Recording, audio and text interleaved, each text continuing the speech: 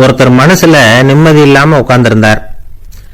என்ன சார் விஷயம் அப்படின்னு விசாரிச்சேன். அகலக்கால் வச்சுட்டேன், அதுதான் அவதிப்படுறேன்னார். விவரமா சொல்லுங்கன்னு. வீடு கட்டணும்னு ஆரம்பிச்சேன், வேலை பாதியிலேயே நிக்குது, கையில பணம் இல்லை அப்படின்னார். இது மாதிரி ஆசாமிகள் பல பேரை நீங்க பார்த்துருக்கலாம். இவங்கெல்லாம் சுலபமா மன அழுத்தத்துக்கு ஆளாயிடுறாங்க.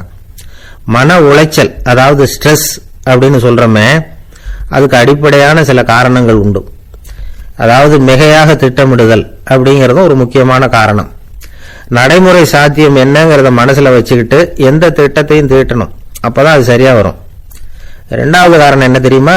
ஒரே நேரத்தில் பல்வேறு செயல்களில் ஈடுபடுறது. தொலைபேசியில் பேசிக்கிட்டே கையில் இருக்கிற கடிதத்தை படிச்சுக்கிட்டே எதிரில் உட்காந்துக்கிட்டு இருக்கிறவருக்கும் அப்பப்போ பதில் சொல்லிக்கிட்டு மனசில் பல்வேறு சிந்தனைகளை அப்படியே ஓட விட்டுக்கிட்டு இருக்கிறது, இதுவும் மன அழுத்தத்தை உண்டாக்குது. மூணாவது காரணம், எதிலையும் வெற்றி மட்டும் எதிர்பார்க்கிற ஒருதலை பட்சமான ஆர்வம். நாம தொட்டதெல்லாம் வெற்றியாவே முடியணும் அப்படின்னு எதிர்பார்க்கிறவங்க ஏதாவது ஒண்ணுல தோல்வியை கண்டா தோண்டு போயிடுறாங்க. எப்படியும் முடியலாம்ங்கிற எண்ணம் ஏற்கனவே நமக்குள்ள இருந்துட்டுதுன்னா அந்த அவஸ்தை வராது. அதனால அதுவும் நம்ம வளர்த்து கொள்ள வேண்டிய ஒரு குணம். மன உளைச்சல் ஏற்படுறதுக்கு இன்னொரு காரணம், எதையும் வேகமா செஞ்சுடணும் அப்படிங்கிற துடிப்பு. அந்த துடிப்பே மனசை அழுத்த ஆரம்பிச்சிடும். எந்த ஒரு காரியத்திலையும் தாமதமோ இடையூறோ ஏற்பட்டா அதை பொறுத்துக்கிற மனப்போக்கம் வேணும். அது இல்லாதவங்க அழுத்தத்துக்கு ஆளாயிடுறாங்க. சில பேர் வேலைன்னு எந்த நேரம் பார்த்தாலும் வேலையே கதின்னு கிடப்பாங்க. பொழுதுபோக்குக்கோ உடற்பயிற்சிக்கோ குடும்பத்தில் உள்ளவங்க அல்லது நண்பர்கள் கூட கலந்துரையாடவோ கொஞ்சம் கூட நேரம் ஒதுக்க மாட்டாங்க. இந்த சுபாவம் மன அழுத்தத்தை உண்டு பண்ணும். இதெல்லாம் புரிஞ்சுக்கிட்டு அதிலிருந்து விடுபடுறது எப்படின்னு யோசிக்கணும். வல்லுநர்கள் இது தொடர்பாக சில யோசனைகளை சொல்லி வச்சிருக்கிறாங்க. அது என்னன்னா, வாழ்க்கைங்கிறது பிரச்சனைகளால பின்னப்பட்ட ஒன்று, அது எப்பவுமே முடிவடையாத ஒரு தொடர்கதை அப்படிங்கிறத முதல்ல நாம புரிஞ்சுக்கணும். ஒரே நேரத்தில் ஒரு காரியத்தில் மட்டுமே நாம கவனம் செலுத்தணும். அடுத்தவங்க காரியத்தில் தலையிடக்கூடாது. எதையும் பேச ஆரம்பிக்கிறதுக்கு முன்னாடி நம்மை நாமே கேட்டுக்க வேண்டிய கேள்வி ரெண்டு. ஒன்று, நான் சொல்ல போறது ரொம்ப முக்கியமானதா? ரெண்டாவது, நான் சொல்றத அவங்க கேட்கறதுக்கு ஆசைப்படுறாங்களா? நான் பேசுறதுக்கு அது சரியான நேரம் தானா? இதை யோசிச்சு பார்த்ததுக்கு அப்புறம் எதையும் பேச ஆரம்பிக்கணும். முடிஞ்ச அளவுக்கு வளைந்து போகிற சுபாவத்தை வளர்த்துக்கணும். நம்ம நேரம் விலை மதிப்பு இல்லாதது, அதை வீணாக்கக்கூடாது. சிரிக்க தெரியலனாலும் பரவாயில்ல, முகத்தில் கொஞ்சம் புன்முறுவலாவது காட்டணும். இதெல்லாம் ரொம்ப முக்கியம்.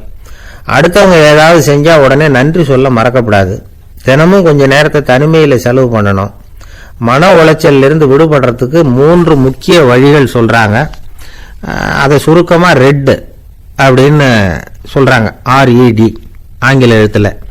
அந்த முதல் எழுத்து R, அது என்னன்னா ரிலாக்ஸேஷன், அதாவது இடை ஓய்வு. ரெண்டாவது E எக்ஸர்சைஸ், உடற்பயிற்சி. மூணாவது டயட், திட்டமிட்ட உணவு முறை. அதனால தியானம், மூச்சு பயிற்சி இதெல்லாம் இந்த இடை ஓய்வுக்கு வழிகள். எந்த வேலையையும் தொடர்ந்து செய்யக்கூடாது. எல்லார்கிட்டையும் கலகலப்பா பழகணும். மாசத்துக்கு ஒரு நாளாவது குடும்பத்தோடு வெளியில போயிட்டு வரணும். சுலபமான உடற்பயிற்சிகளை செய்யலாம். உடற்பயிற்சிங்கிறது நமக்காக நாம செய்கிற ஒரு நீண்ட கால முதலீடு அப்படின்னு சொல்லுவாங்க. அதாவது லாங் டேர்ம் இன்வெஸ்ட்மெண்டா. அளவோட சாப்பிடணும், மெதுவா சாப்பிடணும். இதெல்லாம் கொஞ்சம் மனசுல வச்சுக்கிட்டு நடந்துக்கிட்டா மகிழ்ச்சியா வாழலாம். சில பேர் சாப்பாட்டு விஷயத்துல ரொம்ப அக்கறை எடுத்துக்கிறது உண்டு. ஒரு குண்டு ஆசாமி சாப்பிட உட்கார்ந்தார்.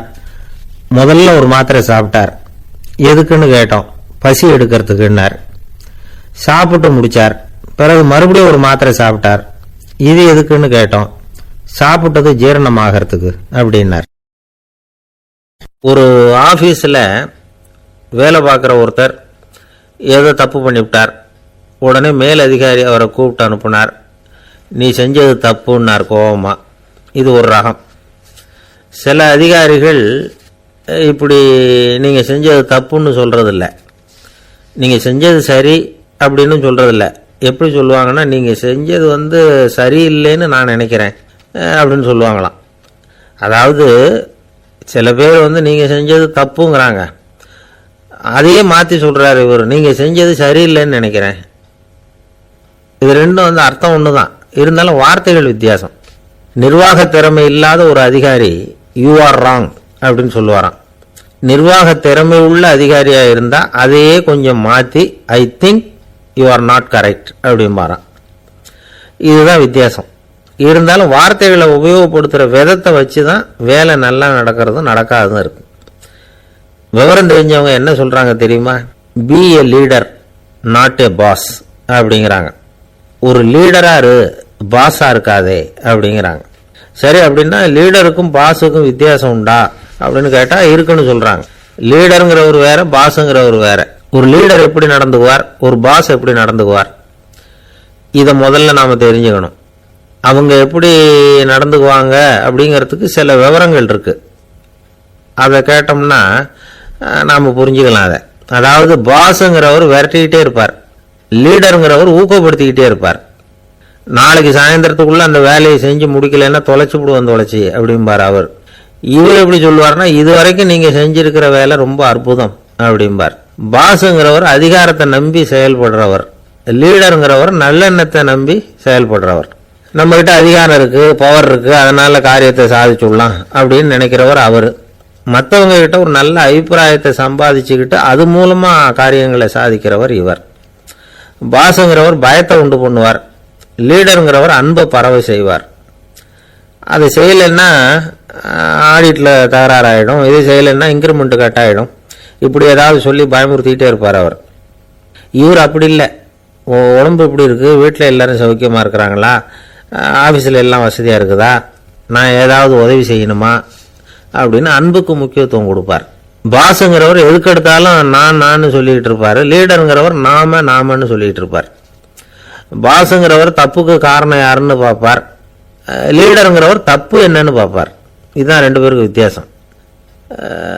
தி boss shows who is wrong, the leader shows what is wrong அப்படின்னு சொல்லுவாங்க.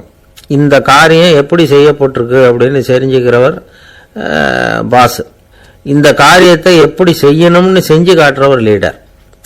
பாஸுங்கிறவர் பணியாளர்களை திட்டுவார், லீடர் மரியாதைக்குரியவராக நடத்துவார், அதுக்குரியவராக அவர் நடந்துக்குவார். செய்கிற வேலையை ஒரு சுமையாக நினைக்க வைக்கிறவர் பாஸ், செய்கிற வேலையை ஒரு சந்தோஷமாக ஆக்கிறவர் லீடர். ஒரு முதலாளியாக இருக்கிறவர் அல்லது ஒரு நிர்வாகியாக இருக்கிறவர் இது மாதிரியான நுணுக்கங்களை எல்லாம் தெரிஞ்சு வச்சுக்கிறது நல்லது. ஒரு பாஸ் இருக்கார், அவர் ஒரு நாள் ரொம்ப பெருமையாக தன்னோட ஆஃபீஸை பற்றி பேசிக்கிட்டு இருந்தார். எனக்கு கீழே 200 பேர் வேலை செய்கிறாங்க சார், நான் ஒரு கோடு கிழிச்சா அவங்க அதை தாண்டாத அளவுக்கு நான் நடந்துக்கிறேன் சார் அப்படின்னார் அவர். அது எப்படி முடியுது உங்களால் அப்படின்னு கேட்டோம். நான் கோடே கிழிக்கிறது இல்லை சார் அப்படின்னார். என்ன சார் உங்கள் பையன் என்ன செஞ்சுக்கிட்டு இருக்கிறான் இப்போ அப்படின்னு கேட்டார் ஒருத்தர். அடிக்கடி கண்ணாடி முன்னாடி நின்று அழகு பார்த்துக்கிட்டு இருக்கிறான் சார் அப்படின்னாரு அப்பா. இளம் பருவம் இப்படி தான் இருக்கும், அதெல்லாம் சாதாரணமாக நினச்சிடாதீங்க அப்படின்னாரு அவர். என்ன சார் சொல்கிறீங்க, கண்ணாடி முன்னாடி நின்றுக்கிட்டு நேரத்தை வீணாக்கிக்கிட்டு இருக்கான், அதை ஒரு பெரிய விஷயமா நான் நினைக்கணுமா அப்படின்னாரு இவர். இளம் பருவத்தில் இளைஞர்களுக்கும் சின்ன பொண்ணுங்களுக்கும் அடிக்கடி கண்ணாடியில் பார்க்கணும்னு தோணும். அது வெறுமனே அழகு பார்க்கறது மட்டும் இல்லை, அவங்க தங்களையே தேடி கண்டுபிடிக்கிற ஒரு முயற்சி அது. இது ஒரு மனோதத்துவ விளைவு. இது வரைக்கும் சின்ன பிள்ளையா இருந்துட்டோம், இனிமேல் நாமளும் மற்றவங்க மாதிரி மனிதர்கள் தான் அப்படிங்கிற உணர்வு அவங்களுக்கு வருது.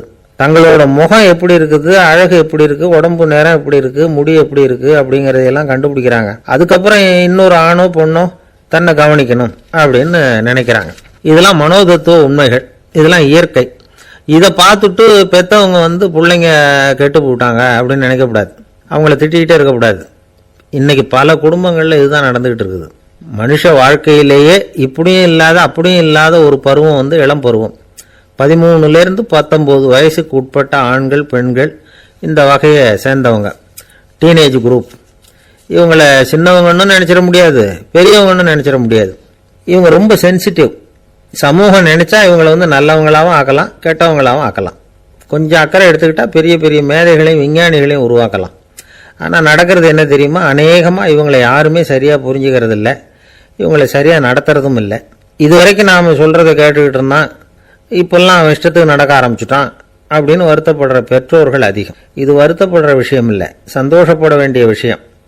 உங்க புள்ள சொந்தமா யோசிக்க ஆரம்பிக்கிறதும் நடந்துக்க ஆரம்பிக்கிறதும் ஒரு தப்பான விஷயமா? அவன் கடைசி வரைக்கும் உங்க பேச்சையே கேட்டுட்டு இருக்கணுங்கிறது என்ன நியாயம்? இன்னைக்கு இளைஞர்களை பெரியவங்க தப்பா புரிஞ்சுக்கிட்டு தவறா நடத்துறதுனால தான் அவங்களுக்கு வெறுப்பு, எரிச்சல், மனக்கசப்பு எல்லாம் உண்டாகுது. பெற்றவங்க சரியா மதிக்கிறது இல்லை அப்படிங்கிற ஒரே காரணத்தினாலேயே வீணா போகிற பிள்ளைங்க இன்னைக்கு அதிகம். சரி, பெற்றவங்களுக்கு இன்னைக்கு என்னதான் புத்தி சொல்ல வர்றீங்க அப்படின்னு கேட்குறீங்களா? நாம எதையும் சொல்ல வரல, ஆனா அது சம்பந்தமான சில நிபுணர்கள் சொல்லி இருக்கிறத உங்க காதல போட்டு வைக்கலாம். அது என்னன்னா, பிள்ளைங்க கிட்ட அன்பு செலுத்துங்க. குழந்தையா இருந்தப்போ எவ்வளவு பாசமா இருந்தீங்க, வளர வளர அதை ஏன் குறைச்சிக்கிறீங்க? பெற்றவங்களின் அன்பான வார்த்தைகளுக்கு ஏங்குறவங்க தான் இன்றைய இளைஞர்கள். அவங்க எதை சொன்னாலும் அதை அக்கறையா காது கொடுத்து கேளுங்க, அலட்சியப்படுத்தாதீங்க. அவங்க விரும்புறது உங்ககிட்ட இருந்து ஒரு மதிப்பு, மரியாதை, அங்கீகாரம், இவ்வளவுதான். அவங்க அவங்களாவே முடிவுகள் எடுக்கட்டும், அதுக்கு நீங்க உதவியா இருங்க, அது போதும். மற்றவங்க முன்னாடி, முக்கியமா அவங்க நண்பர்கள் முன்னாடி அவங்கள பத்தி மட்டமா பேசாதீங்க. அவங்க கிட்ட பொய் சொல்லக்கூடாது. நீங்க சொன்னது பொய்ன்னு தெரிஞ்சு போச்சுன்னா உங்க பேர்ல அவங்களுக்கு இருக்கிற மதிப்பு போயிடும், நம்பிக்கை போயிடும். அவங்களுக்கு முன்னாடி நீங்க சண்டை போடக்கூடாது. உங்க பிள்ளைய எப்பவும் இன்னொரு பிள்ளையோட ஒப்பிட்டு பேசுற வேலையே வேணாம். கூட பிறந்த மற்றவங்களோட கூட ஒப்பிடக்கூடாது. இப்படி செஞ்சா அவன் உங்ககிட்டயும் பிரியமா இருக்க மாட்டான், அவங்ககிட்டயும் பிரியமா இருக்க மாட்டான். புள்ள எங்க போறான், என்ன பண்றான் அப்படின்னுலாம் துப்பறிஞ்சிக்கிட்டு இருக்கக்கூடாது. இளைஞர்கள் தனிமையை விரும்புறவங்க. அவங்கள பெட்டியில வச்சு மூடி பாதுகாக்கணும்னு நினைக்கக்கூடாது. அவங்கள எப்படி பாதுகாக்கிறது அப்படிங்கிறது அவங்களுக்கே தெரியும். உங்க புள்ள எப்படி நடந்துக்கணும்னு நீங்க எதிர்பார்க்குறீங்களோ அது மாதிரி நீங்க நடந்து காட்டுங்க, அது போதும். ஒரு வீட்டில் அப்பாவும் அம்மாவும் பேசிட்டு இருக்கிறாங்க. என்னங்க, நம்ம பொண்ணு பெரியவளாயிட்டா, அடிக்கடி கண்ணாடி முன்னாடி போய் நின்றுகிட்டு இருக்கிறா, சீக்கிரமா ஒரு பையனை பார்த்து கல்யாணத்தை முடிக்காம இப்படி மசன்னு கல்லு மாதிரி உட்காந்துருக்குறீங்களே அப்படின்னு சத்தம் போட்டாங்க. அந்த அம்மா, அவசரப்படாத, பார்க்கறதுக்கு கண்ணுக்கு அழகா லட்சணமா புத்திசாலியா ஒரு பையன் கிடைக்க வேணாமா, அதுதான் பார்த்துக்கிட்டு இருக்கிறேன் அப்படின்னாரு அப்பா. இதுக்கு அந்த அம்மா சொல்றாங்க, எங்க அப்பா இப்படியெல்லாம் நினைச்சுக்கிட்டு இருந்திருந்தா எனக்கு கல்யாணமே ஆயிருக்காது தெரியுமா அப்படின்னாங்களாம்.